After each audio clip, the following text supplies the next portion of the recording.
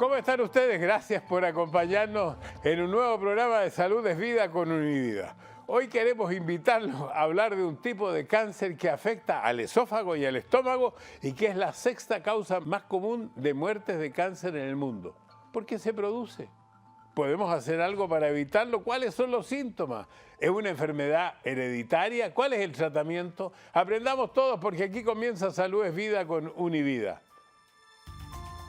Aquí está en Cuerpo y Alma el director médico de las clínicas Univida, el doctor Orlando Rodríguez. Doctor, ¿por qué eligió usted el cáncer de esófago y estómago? Muchas gracias, Mario. Yo creo que el cáncer de esófago y de estómago es un cáncer que no produce muchos síntomas, es un cáncer de tipo silencioso, el cual cobra la vida de miles de personas en los Estados Unidos, y yo creo que es extremadamente importante traerlo a reducir, educar a nuestra población de cuáles son los síntomas, de cuál es el tratamiento, cómo se diagnostica este tipo de cáncer. Usted sabe, doctor, que la palabra cáncer es una palabra que causa mucho temor en la gente, aunque viene del latín, del cangrejo, y fue bautizado así por el padre de la medicina, por Hipócrates, médico griego.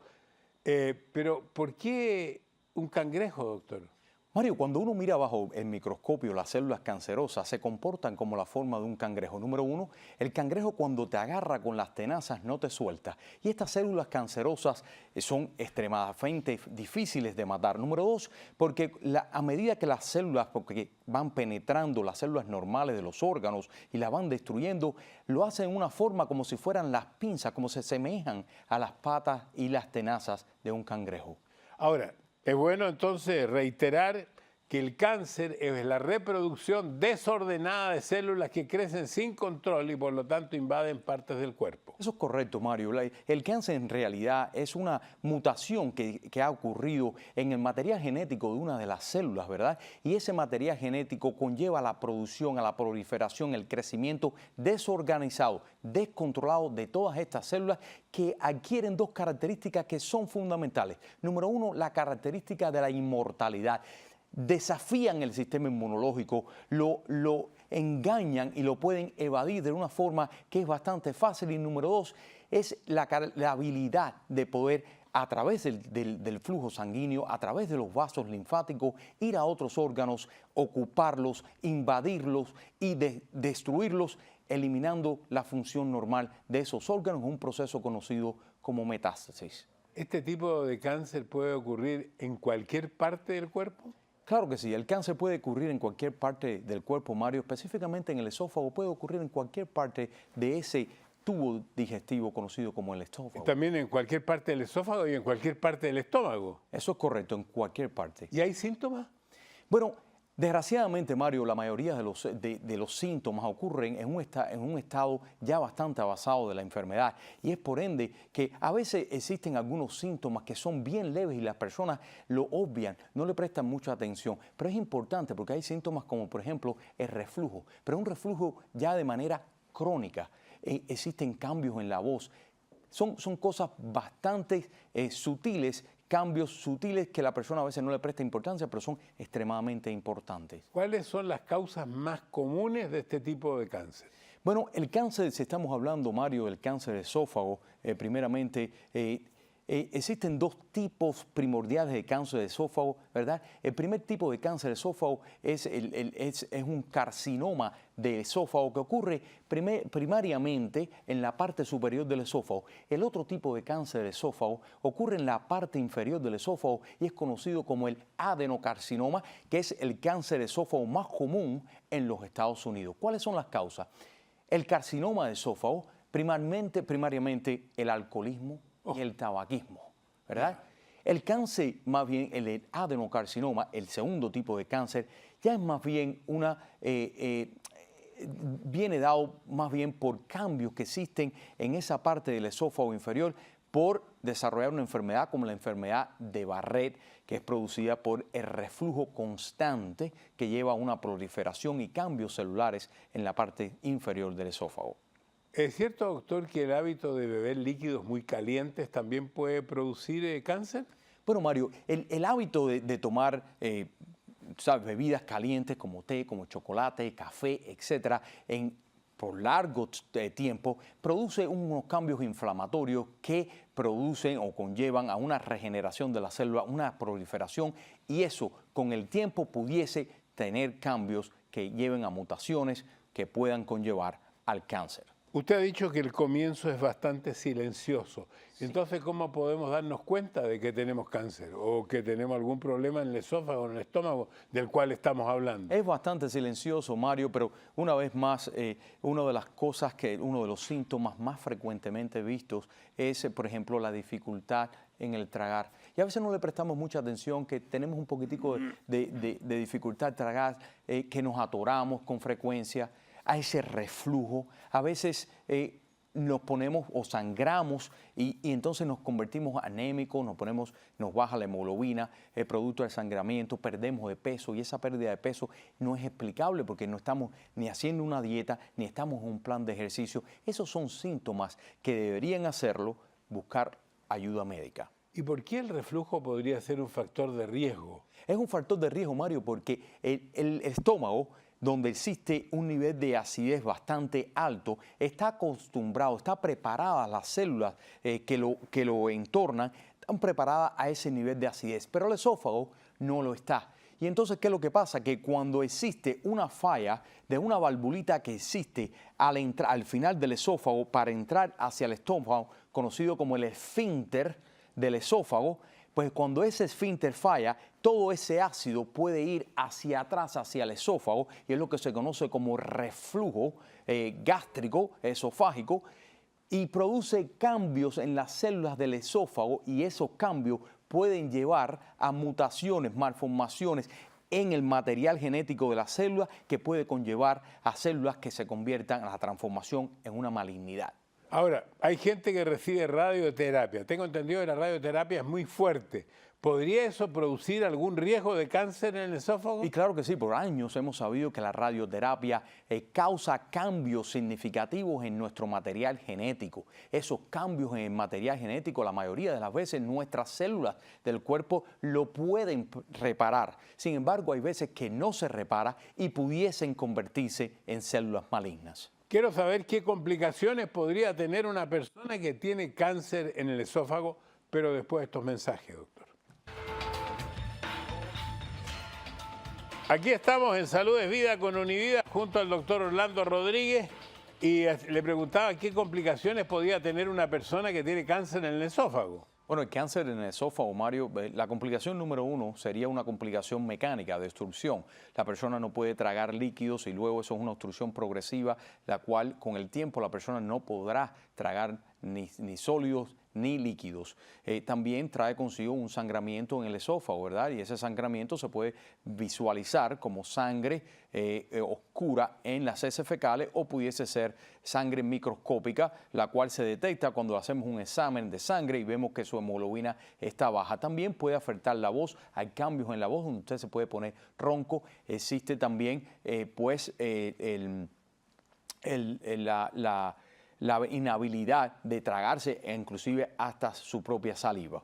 Bueno, hemos hablado mucho del cáncer del esófago, hemos olvidado un poco el estómago. ¿El estómago tiene las mismas causas que el esófago? Bueno, una de las causas del estómago, pues, claro, comparte causas como por ejemplo el alcoholismo, el tabaquismo, también las carnes rojas, carnes que estén procesadas, carnes que tengan un alto contenido de sal, pero también existe, por ejemplo, una bacteria en el estómago conocida como Helicobacter pylori. Usted es un maestro, usted es un gastroenterólogo, sí, exactamente. Esa bacteria, su cronicidad en el estómago, pues causa cáncer de colon, de estómago. Voy a tener que hacerme otro examen. Tengo preguntas del público. Alguien de Bolivia quiere preguntar. Ahí está. Soy Alenka de Bolivia y mi pregunta es la siguiente. ¿Existen tratamientos en medicina alternativa que sean efectivos para curar lo que es el cáncer de estómago? Muy buena su pregunta, Elinka, pero en realidad hasta este momento no conocemos nosotros estudios lo suficientemente fuertes para demostrar que la medicina alternativa tenga el potencial de curar el cáncer de estómago o el cáncer de esófago. Sí tenemos una serie de medicamentos de tipo quimioterapéutico, tenemos medicamentos de inmunoterapia, los cuales sirven para pues tratar este tipo de cáncer. Gracias por la pregunta. ¿Este tipo de cáncer es igual en hombres y mujeres?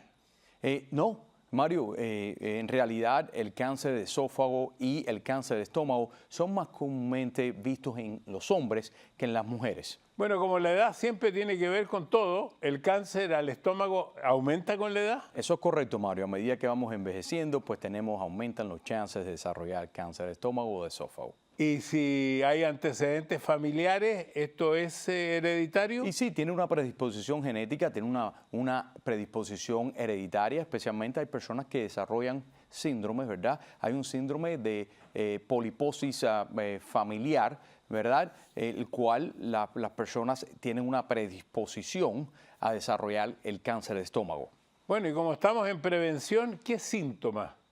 Una persona que siente qué cosa al estómago debía preocuparse. Bueno, una de las cosas del estómago es la acidez, pero no la acidez de un día que se quitó y ya no volvió, no, es la acidez crónica que lleva semanas, lleva quizás hasta un mes, 2 meses, esa llenura, que cuando comemos algo nos sentimos llenos al momento, el cansancio, la pérdida de peso, que no es explicable. En la hemoglobina vemos que estamos bien anémicos cuando nos hacen un examen de sangre. Todo eso son características de que pueda que exista algo mal en el estómago y el cáncer es una de esas posibilidades. Aquí hay una pregunta desde Miami. Hola, don Francisco. Mi nombre es Marcela Tampier. Vivo en Estados Unidos y quería preguntarle cuál es el dolor más común de un cáncer de esófago. Hola Marcela, bueno, el cáncer del esófago, uno de los, te da un dolor que es retroexternar, es decir, detrás del pecho, es un dolor que a veces puede ser oprimente, un dolor que se puede semejar hasta un infarto, pero es un dolor que también viene asociado a otros tipos de síntomas como es la dificultad al tragar, los cambios en la voz. ¿Y cuáles son los tratamientos más comunes para estos cánceres? Bueno, Mario, depende del estado en que se encuentre la enfermedad a la hora del diagnóstico. Normalmente un cáncer que esté metastático, ¿verdad? Un estado 4 de la enfermedad, pues eso es un cáncer que solamente se trata con quimioterapia o con radiación, a no ser que el cáncer esté ocasionando una obstrucción severa, en cuyo caso la cirugía. Ya los cánceres que están en un estado de 0 a 3, esos cánceres son cánceres que tratamos con una combinación cirugía, primeramente, y luego la combinación de radioterapia con quimioterapia para ver si tiene, para darle a la persona el mejor chance de una cura. Eso significa que si se detecta a tiempo, la persona puede superar el cáncer. Claro que sí. Si lo detectamos a tiempo, en un estado bien temprano, pues la persona se pudiese curar potencialmente. Claro, siempre tenemos que tener en nuestra mente de que el cáncer de estómago presenta enfermedad microvascular, lo que quiere decir que muchas veces esta enfermedad, a pesar de verse localizada, pudo haber tenido ya evidencias de metástasis en otras partes del cuerpo y por ende la recurrencia del cáncer de estómago es bien alta. Usted me decía que en la medicina, en esta enfermedad, en la investigación sobre los alimentos, una dieta alta en carnes preservadas y baja en frutas puede ser un factor de riesgo. Claro que sí, Mario, porque lo que pasa es que todas las carnes estas preservadas tienen como preservativos, los componentes son nitritos y son nitratos, son sustancias las cuales producen cambios en el material genético conocido como el ADN de las células, cuales pueden transformar a esas células, pueden hacer que esas células se transformen en células malignas y que por lo tanto ocurre el cáncer. Y una dieta baja en frutas y vegetales, etcétera, también, ¿por qué? Porque las frutas y los vegetales tienen muchas características antioxidantes, las cuales nos protegen a nosotros de aquellas sustancias conocidas como los radicales libres, que también tienen características carcinogénicas. Hay mucha gente, toma antioxidantes, vitaminas y otros suplementos dietéticos. ¿Hay evidencia que todo esto puede reducir el riesgo del cáncer al estómago? Claro, Mario, y una de las razones por las cuales se toma todo esto es por eso mismo que estábamos explicando, porque tienen características antioxidantes. Los radicales libres, que es un componente del metabolismo de nuestro cuerpo y que a veces nos ayudan en procesos metabólicos, tanto como el proceso inmunitario de nuestro cuerpo, a veces cuando hay un desequilibrio, hay sobreproducción de esos radicales libres, nosotros necesitamos antioxidantes que nos brindan las vitaminas y los vegetales para poder contrarrestar el efecto dañino de una sobreproducción de radicales libres. Algo muy importante, hablemos de prevención, pero hagámoslo después de estos mensajes. Estamos en este programa especial de Salud es Vida junto al doctor Orlando Rodríguez. Cuando le hablé de prevención durante los comerciales me dijo, vamos a dividirlo en 4 puntos. Vamos con el primero. ¿Es tan importante el peso? Bueno, el peso es extremadamente importante, especialmente en el cáncer de estómago y de esófago. Por ejemplo, el peso pues, nos ayuda a desarrollar esta enfermedad que se conoce como el GERD, el reflujo gastroesofágico. Ese reflujo gastroesofágico pues, nos produce el famoso esófago de Barrett que pudiese conllevar al cáncer del esófago. En el segundo usted ya lo dijo antes, porque es la dieta de las frutas y de las verduras. Claro que sí, la fruta y las verduras, si es una dieta baja, pues entonces no tendremos suficientes antioxidantes para combatir los radicales libres. El tercero, que la gente tenga cuidado con los salados y los ahumados. Y claro que sí, las altas cantidades de sal pues pudiesen producir gastritis atróficas, ¿verdad?, que conducen al cáncer, y también los hidrocarburos que se encuentran, aromáticos, que se encuentran en esas carnes ahumadas, también son carcinogénicos. Y el cuarto, bueno, ese está casi en todos los programas, fumar.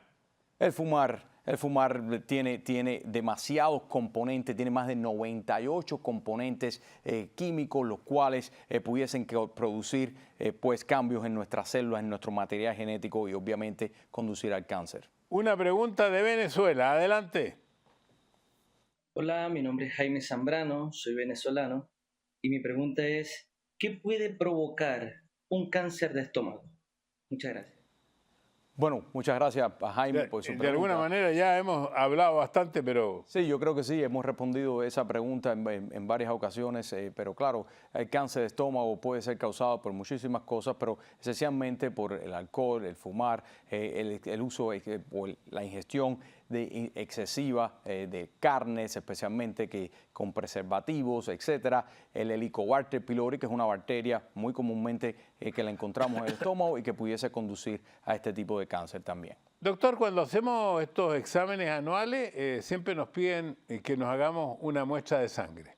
¿Por qué es tan importante esta muestra de sangre? Es extremadamente importante, Mario, porque en la sangre podemos nosotros tener una idea bastante aceptada de cómo está su cuerpo funcionando.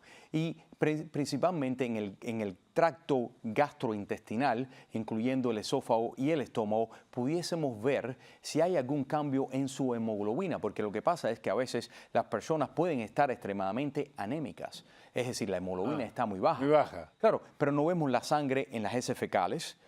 No nos damos cuenta que hay sangre porque la sangre es microscópica. Sin embargo, cuando le hacemos ese examen, nos puede dar a nosotros un indicio de que algo está pasando y nosotros como médicos podemos buscar mediante otros estudios de diagnóstico. ¿Cuándo el médico llega en esto del esófago y el estómago a la conclusión que el paciente necesita una cirugía? Bueno, cuando la enfermedad está en un estado temprano, ¿verdad? Después de haberse hecho diferentes estudios donde demostramos que la persona no tiene una enfermedad metastática, pues entonces en ese momento la persona tiene una posibilidad de cura y ahí recurrimos a un procedimiento quirúrgico con el objetivo de eliminar el cáncer por completo. Ahora, cuando se habla de cáncer, nos asustamos, lo dijimos al principio. Claro. Pero la medicina y los avances debieran darnos tranquilidad. Bueno, la medicina ha avanzado muchísimo. hay muchos, no solamente tratamientos hoy en día para poder curar, pudiéramos decir de alguna manera, y también prolongar la vida de muchos pacientes. También la tecnología nos ha brindado muchos nuevos instrumentos para las cirugías, para hacerlas menos mórbidas y para hacerlas también mucho más efectivas en cuanto al pronóstico de un paciente. Estuve leyendo, doctor, que ahora las vacunas que hay para el COVID tienen un concepto distinto a lo que se usaba antes como vacuna y que estarían haciendo también pruebas para hacer lo mismo con el cáncer. Bueno, Mario, uno de los conceptos más innovadores que ha surgido en los últimos años ha sido el concepto de la inmunoterapia, ¿verdad? Y ese concepto nosotros lo adquirimos en el mundo de la medicina a raíz de las infecciones con virus y bacterias, como por ejemplo el virus del COVID. Cuando el virus nos infecta a nosotros, nuestro sistema inmunológico pues reconoce a ese virus como algo extraño en nuestro cuerpo y por lo tanto nuestro sistema inmunológico, nuestro sistema de defensa lo ataca y lo trata de destruir. Si nosotros pudiésemos crear una técnica igualmente para las células cancerosas, que en el momento de que una célula surja, ese sistema inmunológico la reconozca y la pueda eliminar, entonces quizás hubiésemos ganado la batalla en contra del cáncer y por eso hoy en día hay tantos y tantos estudios concentrados en la inmunoterapia. Doctor, ¿cuándo una persona que cree tener algo en el esófago, en el estómago, debe acudir al médico? ¿Cuáles son las luces amarillas, las luces rojas? Claro, bueno, yo creo que las luces amarillas serían aquellos síntomas que son tan leves y que usted dice, no debo tener nada, pero yo creo que debería consultarlo con su médico. ¿Cuáles son?